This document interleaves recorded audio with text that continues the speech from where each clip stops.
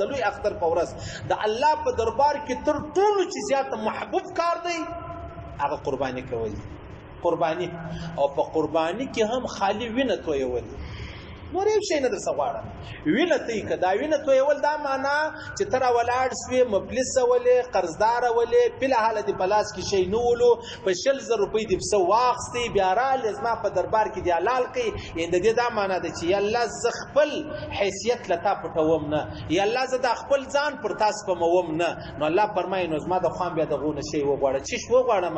وایي چې دا ستا د پسه چې تا چاړه ورباندې کښېښوله، وینه یې مځکه ته رسېدلې لا نه وي، د الله رسول فرمایي زه به ستا ټولې ګناوې در معاف کړم.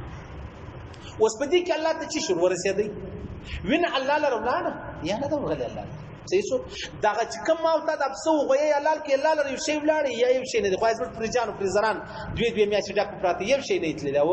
نو الله رب العزت نو زما ستا ګناه ول رامعافوي. که څه به الله ویل بس دا پر تا باندې امر دی، خامخا به ته پسه حلالوې، ثواب هم درکوم. بیا به څه چل چکسو دون لوی رب او په دون شایسته انداز ما استاد سره خلاصېده، دون لوی رب په دون شایسته انداز ما استاد سره احسان چې ته دا وکړه ته دا وکړه. پیغمبر علیه الصلاۃ والسلام فرمایي وای دا ستا به د دغویي یا د قربانۍ وینه لمځکې ته رسېدلې نه یې، الله به ستا ټولې ګناوې در معاف کړي.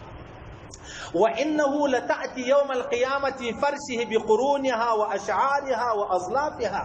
دا نه چې تا د پسه حلال کړي، د قیامت په ورځ ستا د نیکۍ په پله کې دغه پسه راواخله، د دې ښکران راواخله، د دې وړۍ راواخله، د دې وینې راواخله، د دې بول راواخله، د دې نور مطلب هغه ګوبر موبر بیا د دې مافي هغه راواخله، د دې غوښه راواخله، د دې نوکان راواخله، د دې مطلب شونګري راواخله. دا ټول الله د قیامت پر ورځ ستا د نیکۍ په پله کې د سره یږدي.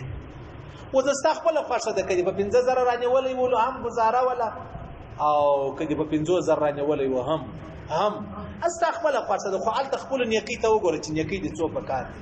نو پیغمبر علیه الصلاۃ والسلام فرمایي واشعارها واظلافها وان الدم ليقع من الله بمكان قبل ان يقع من الارض فطيبوا بها. الله رسول فرمایي ځکه ته په وینه نه رسېدلې چې بیا ستا قرباني الله قبول کړي او الله ستا ګناوې در معاف کړي. نو اوس الله رسول څه فرمایي؟ فطيبوا بها نفسا. د الله رسول فرمایي نو ډېر په خوشحالۍ سره کوي دا قرباني. د الله رسول فرمایي نو چې دا خبره ده نو دا قرباني ډېر په خوشحالۍ سره کوي. دا مه کوئ چې ته وا څنګه به سي، ته ودرېږه یاره، ته وا کار به اوس فلحاله مې لاس تنګ دی. مه کوه والله ته یقین وکړئ د الله او د رسول په خبرو کې خو نو شک نشته. الله او رسول فرمایي چې ته به په دې خبرو جنت لره ځې، ته په دې ابادېږې، ته په دې شادېږې. نفس راته وایي، شیطان راته وایي، زما او ستا حرص راته وایي، زما او ستا بخل راته وایي چې نو یې څه کوې، ګوره چې لا خدای خبر پر تا قرباني شته که نشته. که غواړئ ځان د مهمو اسلامي معلوماتو څخه خبر کړئ، د الحاج مولوي نورالدین اغا په نوم فیسبوک پاڼه خوښه او له نورو سره یې شریکه کړئ.